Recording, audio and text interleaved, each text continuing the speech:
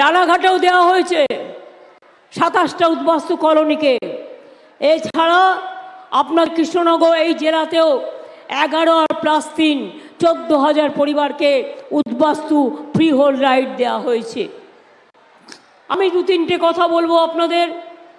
নদিয়ার, আপনাদের মনে আছে আমি যখন রেল মিনিস্টার ছিলাম, রানাঘাট গেদে ইলেকট্রিফিকেশন কে করে দিয়েছিল?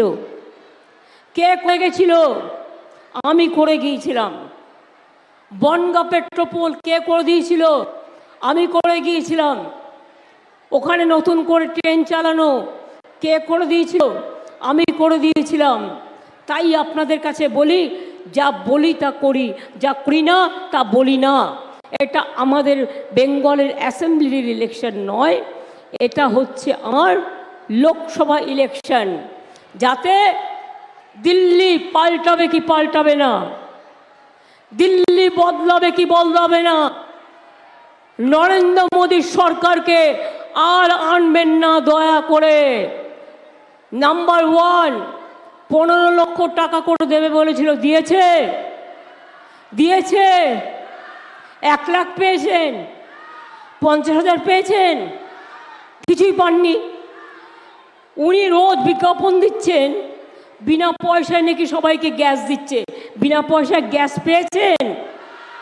কিরকম বুঝুন, একটা প্রধানমন্ত্রী মিথ্যে কথা বলে? একটা বাচ্চা ছেলে যদি মিথ্যে কথা বলে, মা তাকে টেনে নয় 2 থাপ্পড় মারে, পরে আদর করে দেয়। আর দেশের প্রধানমন্ত্রী যদি মিথ্যে কথা বলে, তবে তাকে কি বলতে হয়? কি বলবো?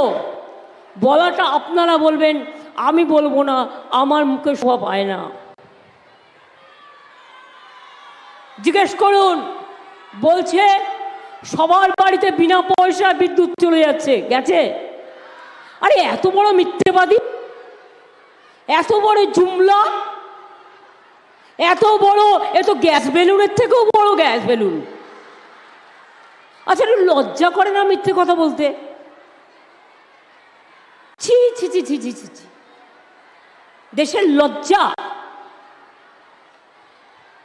সন্দেশখালি নিয়ে ভালো নাটক তৈরি করেছিলেন।